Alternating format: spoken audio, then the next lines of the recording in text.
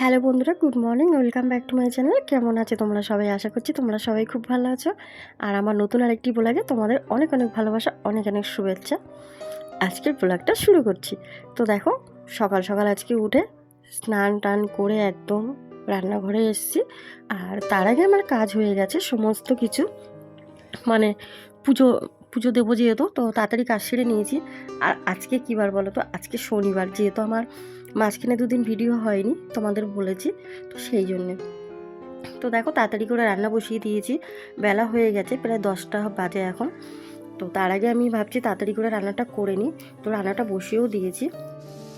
এই যে দেখো, এখানে কলা মানে শিম আর বেগুন, এটা হলো শিম পাতুরি, কালো জিরে শুকনো লঙ্কা ফোড়ন দিয়ে এই তরকারিটা মানে এই শিম পাতুরিটা ভীষণ ভালো লাগে। তো বন্ধুরা, রান্নাবান্না সেরে খাওয়া দাওয়া হয়ে গেছে সেই দুপুরে। আর এখন গুড ইভিনিং, এখন সন্ধ্যাবেলা। তো এখন সন্ধ্যাবেলা ঘরগুলো ঝাড় দিয়ে নিলাম, এখন সন্ধ্যা দিতে যাব। তো সাথে থাকো আর আজকের ব্লগটা দেখতে থাকো। ধুনো টুনো দেবো তো।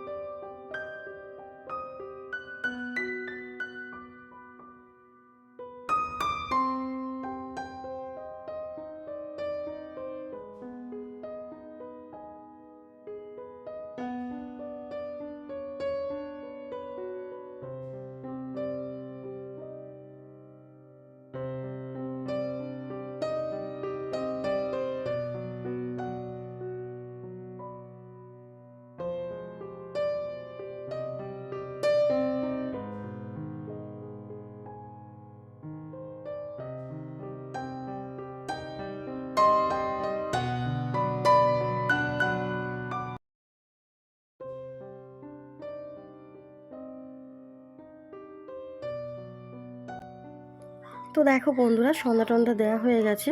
আর রাতের রান্না আছে। রাতের রান্না বলতে কিছু করব না, শুধু রুটি করব।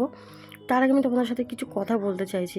তোমরা দেখতে পাচ্ছ বন্ধুরা একটা ভিডিও, আমি কলতলায় বাসন মাজছি আর কিছু লোকজন এসেছে। দেখো, এরা আমাকে হুমকি দিচ্ছে, জানো তো, যে আমার হাজব্যান্ডকে সই করতে হবে, জোর করে সই করাতে চাইছে। জোর করে সই করেও মানে আমার ভাসুর, আমার যা ভাসুর যারা আছে, জায়ের ছেলে, তারা তো সবাই পার্টি করে। তো আমি বেশি তাদের নাম নিতে চাইছি না, কেন, যেহেতু আমি ভিডিও করছি, কেউ তো জানে না, আমি চুপি চুপি ভিডিও করি। তো বন্ধুরা, আজকে আমি মেয়ের পড়াশোনাটা করাবো কীভাবে, এত কষ্ট করে এত চেষ্টা করছি, তার মধ্যেও সে বলে না, জীবনে যত হাসি তত কান্না। আমার জীবনটা ঠিক এরমই যেন। রোজই ভাবি তোমাদের সাথে দুঃখ কষ্টের কথা বলবো না, কিন্তু আমার জীবনটাই তো কষ্ট। একটু শান্তি পাই না আমি একটা দিনও, যেন সকাল হয় রাত হয়, শুধু একটাই টেনশন, কীভাবে এখানে থাকবো, কীভাবে মেয়েটাকে পড়াবো। বাড়ির ছেলেগুলো হুমকি দিচ্ছে, সে তাড়াতাড়ি সাইন করে দাও, নাহলে বাড়ি ছেড়ে চলে যাবো। আমরা কেন যাবো? আমাদের পাশে না কেউ নেই, না আইন আছে না পুলিশ আছে, কেউ নেই। আমার হাজব্যান্ড তো বেশ জোর করলে সই করেই দেবে। ও যদি সাইন করে দেয়, আমরা কোথায় গিয়ে দাঁড়াবো? এই দেখো বন্ধুরা, আমার মেয়ের এই বইগুলো আমার তিল তিল করে উপার্জন করা, সেলাই করা টাকা দিয়ে এত কষ্ট করে মেয়ের বই কিনেছি। মেয়েকে এলিনে ভর্তি ফর্ম নেব না সামনের মাসে, তার জন্য এলিনের প্যাকেজ নিতে হয় বই, সেই বইটা নিলাম। 39টা বই তোমাদের বলেছিলাম আমি। তারপর বই তো শুধু এখানে না, আরও অনেক বই আছে, আমি এই যতটুকু সামনে আছে তোমাদের দেখালাম। এত কষ্ট করে আমার চোখের জল, আর যেন চোখের জলই শুকায় না। 24টা ঘন্টা মনে হয় চোখের জলই পড়ে সংসারে আমার। এমনিতে সারাক্ষণ এরা এসে আমাকে হুমকি দিচ্ছে। ঘরে অশান্তি, আমার হাজবেন্ড, সে তো, তাকে একটু বুঝালেই সে, তার দাদা বৌদি, তার দাদার ছেলে, তাদের কথাই শোনে, আমার আর আমার মেয়ের কথা শোনে না। এই নিয়ে তো বাড়িতে প্রচুর ঝামেলা হচ্ছে। এর আগে চেয়ারম্যানের কাছে গিয়েছি, আমাদের এখানে চেয়ারম্যানও কিছু প্রতিবাদ করেনি। কাউন্সিলর তো সে ওদের সাথে আছে, কাউন্সিলর তো হুমকি পাঠাচ্ছে, এই কাউন্সিলরই কিন্তু লোক পাঠিয়েছে। আমি নাম বলছি না বন্ধুরা, নাম বললে যদি কোনো সময় আমার ভিডিও কেউ দেখে ফেলে তো আমাদের মনে হয় মেরে দেবে।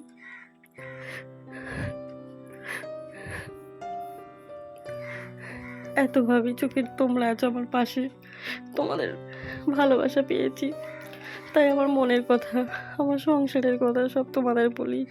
অনেক কষ্টে আমার এই সংসার বন্ধুরা, অনেক কষ্ট করে এই অবধি এসেছি সংসারটাকে নিয়ে। আর কত কষ্ট সহ্য করবো বলতে পারো তোমরা, আর সহ্য হচ্ছে না। এরপরে বাড়ির লোক ডেকে গেছে বলে দুপুরবেলায় যেতে হয়েছে। পার্টি অফিসে গিয়ে বললাম, কাউন্সিলর বলছে আপনারা তো সইটা করে দিলেই পারেন। যে আমার মেয়েটা পড়তে বসে জানো বন্ধুরা, তখনই ওরা গান চালিয়ে দেয়, চিৎকার চেঁচামেচি করে, মেয়ে যাতে পড়তে না পারে। আমি যে একটা ঘর ভাড়া যাব, আমি তো অত ইনকাম করি না যে আমি ঘর ভাড়া দিতে পারবো। একটা ঘর 4-5 হাজার টাকা ভাড়া কিভাবে দেব, সেই জন্য যেতেও পারি না। চোখের জল মুছি আর চোখের জল বেরোয়। এই নিয়েই আমি এখানে কষ্ট করে মেয়েটাকে পড়াচ্ছি, কিন্তু আর মনে হচ্ছে হবে না। সবাই চারিদিক দিয়ে এত লেগেছে আমার সাথে, এত এইভাবে যদি অত্যাচার করে, কি করে একটা মেয়ের পড়াশোনা করতে দিচ্ছে না, তবু পাড়ার থেকে কেউ প্রতিবাদ করে না। সবাই সবাই ওদের ভয় পায়, ওরা সবাইকে খাইয়ে হাত করে রেখেছে। এই দেখো মেয়ের এই বইটা নিয়েছিলাম,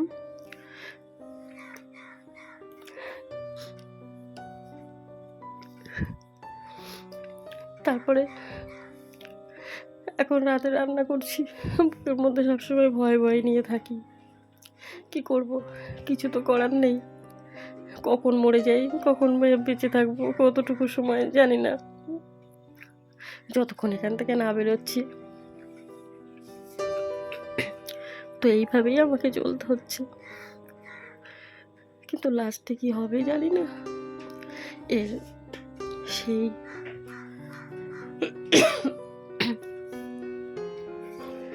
সেই শুরু তো করেছিলাম যাতে মেয়ের জীবনটা আমার মতন না হয়। প্রথমে তো আস্তে আস্তে করে একটু একটু সংসারে কিচ্ছু ছিল না, সমস্ত কিছু একটা একটা করলাম। দেখো মেয়েকে একটু কমপ্ল্যান দিচ্ছি, যদি কমপ্ল্যানটা না দিই ও কি করবে, কি খাবে, ওকে তো পড়াশোনা করতে হয় না। সেই জন্যে মেয়েকে কমপ্ল্যানটা দিলাম, মেয়ে কমপ্ল্যানটা খেয়ে নিক।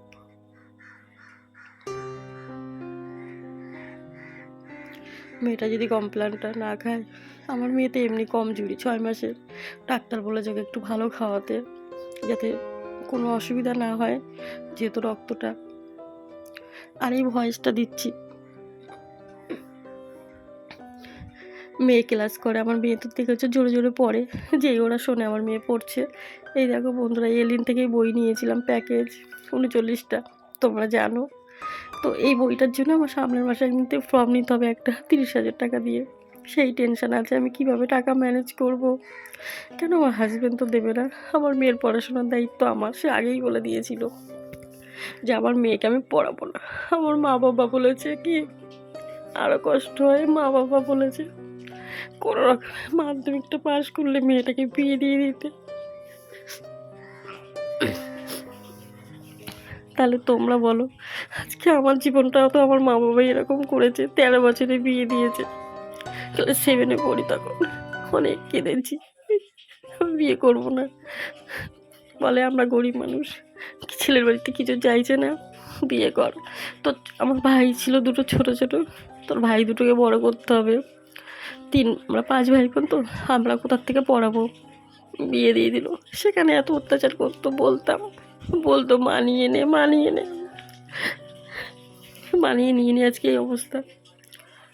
বন্ধুরা তোমাদেরকে বলছি, তোমাদের ঘরের কোনো এরকম তো দিন রাত 24 ঘন্টা, দিনের পর দিন কত নির্যাতন, কত সংসারে হচ্ছে, কিন্তু কোনো মা বাবা সবসময় বলে মানিয়ে নিবে, কিন্তু আমার মতো তোমরা কোনো দিন মানিয়ে নিও না, তোমরা চলে গিয়ে যদি তোমাদের জায়গা থাকে। আর প্রত্যেকটা মা বাবাকে বলছি, মেয়ে হওয়া কি পাপ বলো, তোমরা কেন মেয়েদের সাথে এরকম করো। আজকে আমার মেয়েটাকে চাই, আমার মেয়েটা যেন নিজের পায়ে দাঁড়ায়, কিছুতেই অনেক কষ্ট করে নিজে পড়াশোনা করেছি, নিজে ইনকাম করে। তারপরে মেয়েটাকে সিদ্ধান্ত নিই মেয়েটাকে ডাক্তার তৈরি করব। সেই মেয়েকে এত কষ্ট করে পড়াচ্ছি। আমার মা-বাবা যদি এই কথা বলে মেয়েকে বিয়ে দিয়ে দে, তাহলে তো ঝামেলা হবে না। সেটা কি করে মেনে নেব? যাই হোক বন্ধুরা, তোমরা আমার নিজের পরিবার, তোমাদেরকে জানালাম। তোমরা আমাকে একটু বলো না আমার ভিডিওটা কেন ভিউ আসে না? চলতে, চলতে বন্ধ হয়ে যায়। এত কষ্ট করে ভিডিও দিই জানো, একটু ভিউ আসে না, কী কারণে? আমি তো চ্যানেলে কিছু জানি না, নতুন খুলেছি। তোমাদের যদি জানা থাকে প্লিজ আমাকে একটু কমেন্ট করো। আর যে যেখান থেকে আমার ভিডিও দেখছে একটু বলো। আজকে এখানে শেষ করছি বন্ধুরা, গুড নাইট।